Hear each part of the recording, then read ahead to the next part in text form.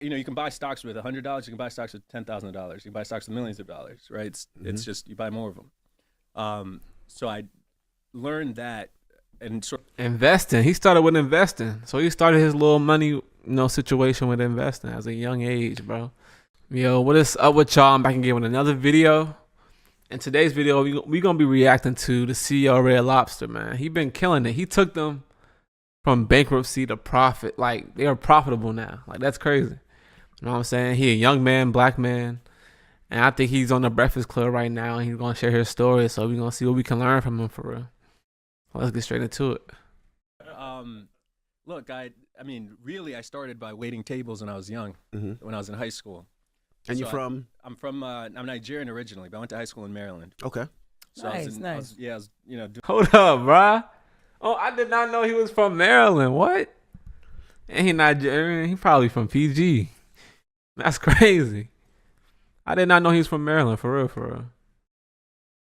As you can see, man, he probably worked his way up. He started a job young in high school. You remember when you young, bro, and you broke and you can't really do nothing.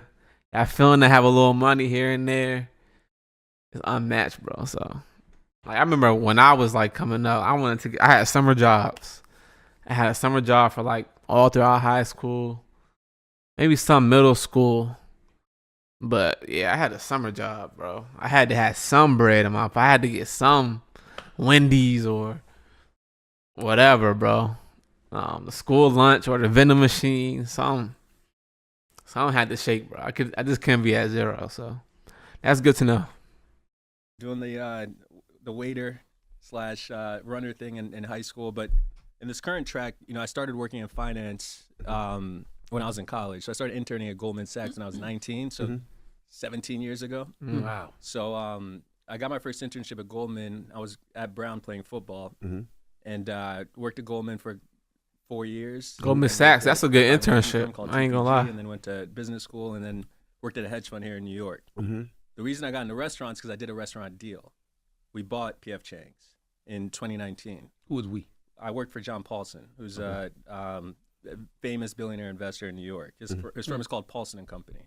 So I was working at a hedge fund, and we do a lot of things. The hedge fund's big; it's billions of dollars, and we do a lot of different things. But one of the things that we did that I suggested was to buy P.F. Chang's. It was up for sale, so I pitched it to the firm. They agreed, but I led the deal. This is 2019 now, so it was up for sale. I thought it was an interesting thing. Good brand, great history, great product.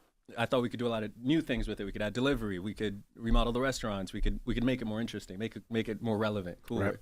Right. And it was all going pretty well, and then COVID hit right in 2020. Right. So my big restaurant deal, we put hundreds of millions of dollars into it, and it went south during COVID, like everything else did. All the restaurants were closed. So just curious, how much was P.F. Chang's selling for back then? We never released it, but there's an article that quotes something around 700 million. It's in the ballpark. Okay. So they didn't make their money back, clearly though. No, we did, but that's the thing. I had to go save it. So in COVID, it looked like we weren't gonna. He's saving companies, bro. His track record is speaking for itself for him, man.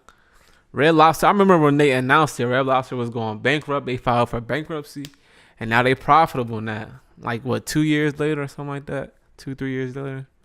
It looked like a bad deal, and it was my deal. So that's on me, right? So it wasn't looking good. We lost a CEO during COVID, and I had to go step in to sort of rescue the situation.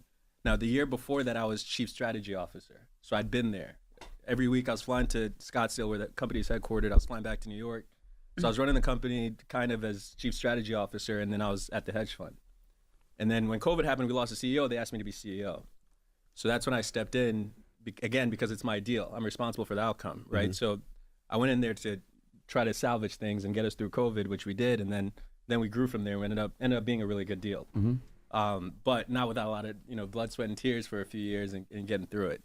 So that was that ended up well. So you took the salt and pepper prawns off the menu at P.F. Chang's. No, that was not me. Oh, that wasn't you. I was making sure. All right, yeah, go ahead. I was gone by then. Okay. I got so many questions, man. Yeah, Number one, you said whatever you guys want to talk about. You said you started at 19 doing what?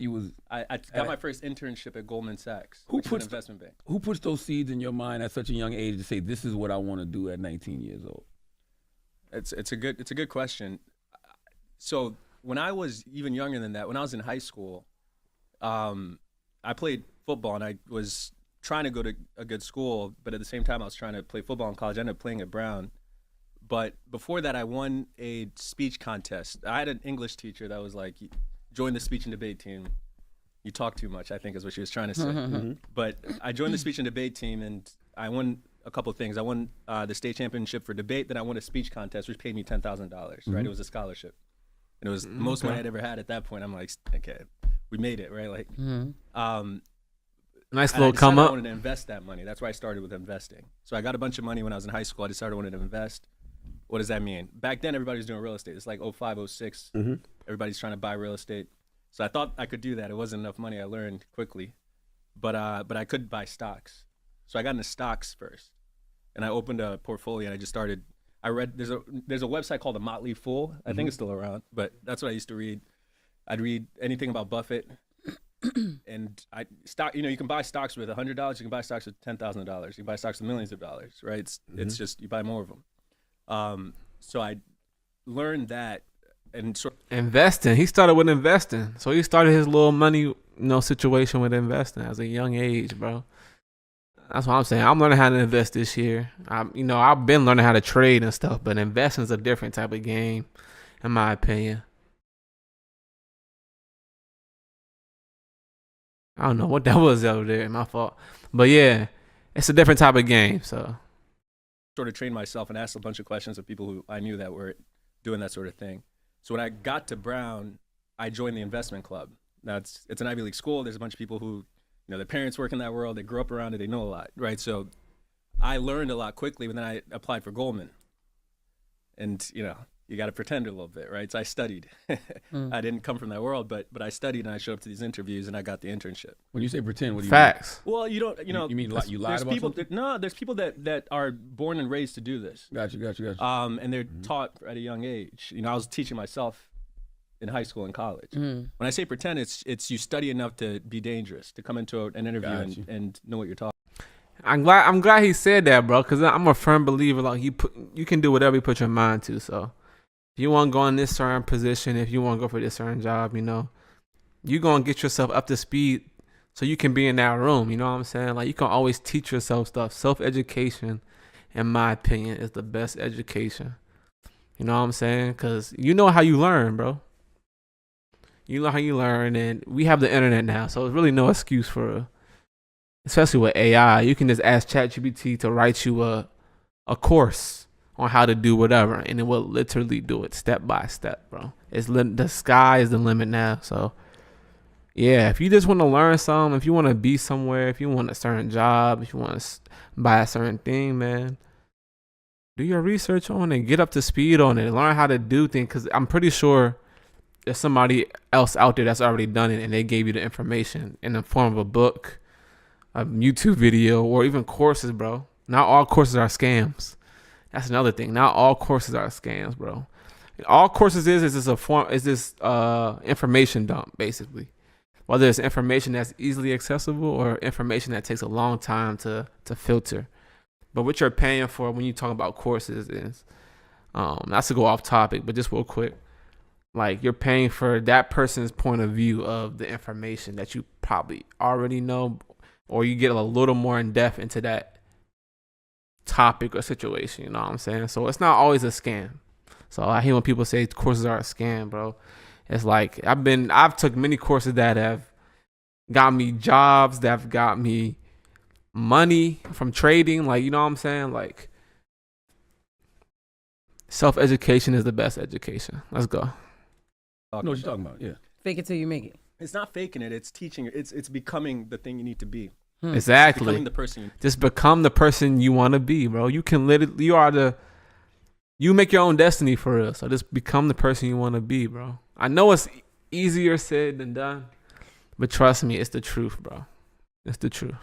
Need to be. Mm-hmm. So pretend is the wrong word. Yeah. But it's becoming. I would say preparing. Preparing. Yeah. You need to recognize that who you are now isn't who you're going to be ultimately, and you need to take steps towards your goals. That's what you know, and that's how you are. Facts. Both.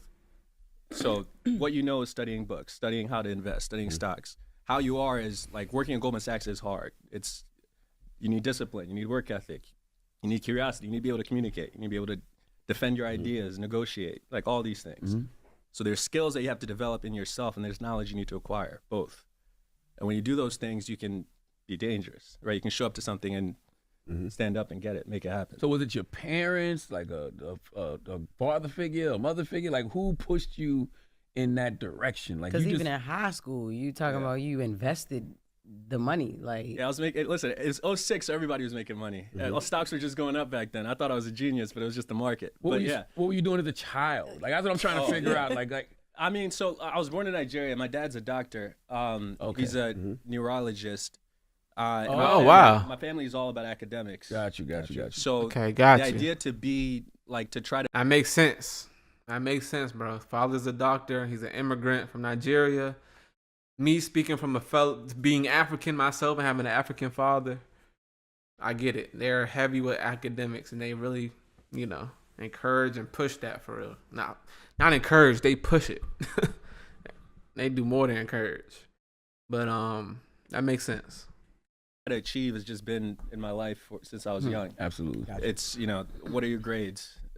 You got Facts. 6 A's and 1 B. What's up with that B? Man, I can't, bro. Yes, bro. Yes. Them days when the report cards came home, I would be ducking my father. And I didn't get that. I didn't get like terrible grades, but C's are like E's in an African household for real. So Like, let's get that to an A. That was kind of my childhood. And then we were immigrants to America. We moved when I was 9. And coming here for us, I mean, my parents did a lot to bring us here. It's a very complicated, difficult process, and it took years, right? It took like 5 years for them to do that. So I think you should be saying that at a time like this. Yeah, well, it's there's different ways to immigrate. So this is This is the skilled visa, is what my dad used, and it's a legitimate process. It just takes a long time. Yeah. There's a bunch of tests. There's a bunch of. They don't care. You're a successful black man. You're too smart. They can get you out of here. Doom, doom, doom. So I was advising them at first, and then it turned into they asked me to come run it. Basically, I presented a plan. They were like, "We like your plan. Please come execute it for us." Right. So. Oh, wow. So I took over as CEO coming out of bankruptcy in September. So he pitched for it and he got it, bro.